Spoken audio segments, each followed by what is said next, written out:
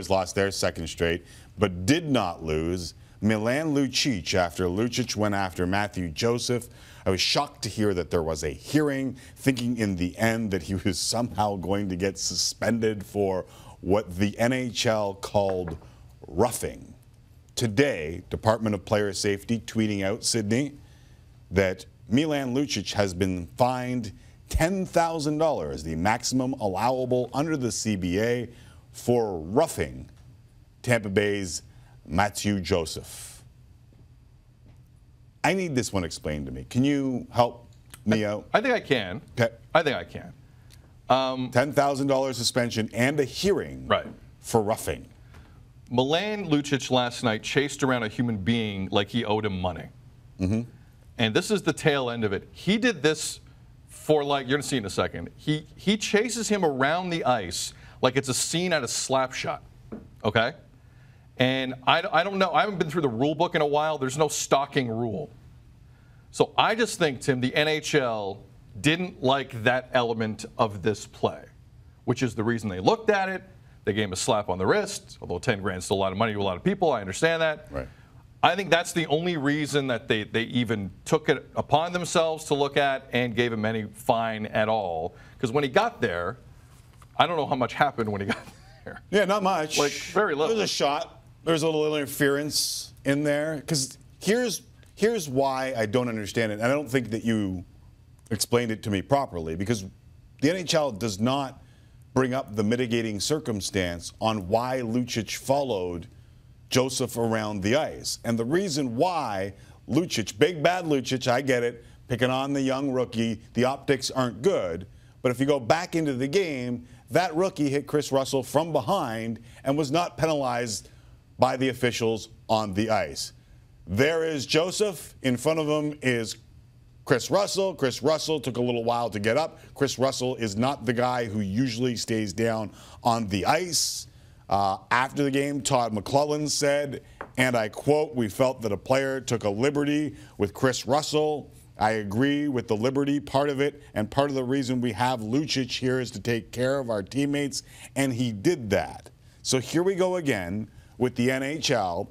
If you're going to hit a guy from behind and not get penalized, what do the Oilers do? Yeah, but that doesn't mean the NHL can't look at it. That doesn't mean the NHL can't act on it. It means that the NHL is trying to have their cake and eat it too by acting all tough with Milan Lucic, but letting the reason why Milan Lucic did what he did go unpunished. So if you're not going to punish it, it has to be held accountable, and the rookie was held accountable in this moment. And let's be honest, if this was 10 years ago, Milan Lucic would have dropped his gloves. He didn't even drop his gloves and was fined $10,000 for roughing.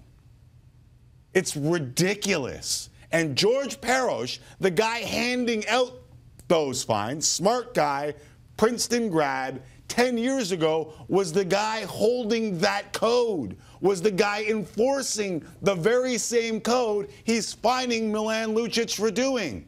I don't care if you're going to fine Milan Lucic. Penalize the bleep and play or make your players accountable, because you can't have your cake and eat it too. And I don't know how many times the NHL has to walk down this road seemingly with people who have never played the game before. Like, I can't believe that this is George Parros going, "We need to look at that." He was doing that in the league and knew what he was doing 10 years ago. I get it. The game has changed. The game's changed. The game has changed. And the game is not changed for accountability. Because if you don't have accountability, you got nothing. And it's going to be way more dangerous for players going around getting hit from behind than whatever the hell he did, which was not even drop his gloves.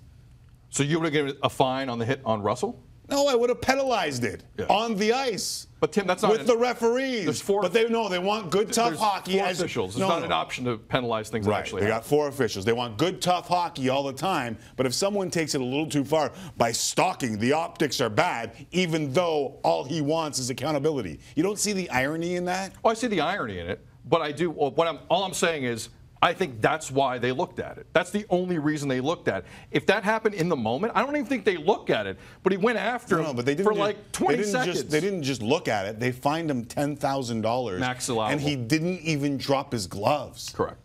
Right? Like Might as well have gotten in there. Might as well landed a few bare fists. And then the kid won't do it again. Listen, I got nothing against the kid. I think you're right about the optics. It looks bad. So don't hit someone from behind. And if the NHL is not going to step in and stop the hit from behind, correct, what do the teams do? It's a good question. And all you people screaming about, you think you know the code? All the code is the accountability. And the only one held accountable here was Lucic. It's ridiculous. It is ridiculous. I didn't think I thought it was a nothing. Just so we're clear, I agree with Tim. That's a nothing thing to me. There's nothing to see there. But somebody got offended at the stalking, so it happened. And the wimpification or wussification of the that's not me. I'm not that guy. I think when hits need to be held accountable, I'm all there, right? Absolutely. Go ahead, 3 games. And there's plenty of hits. 8 games. People need to be held accountable. I'm good with. Tom Wilson had to have that happen to him. I think that the hits are more dangerous than whatever Milan Lucic did there, which was, hey, kid, don't do stupid bleep.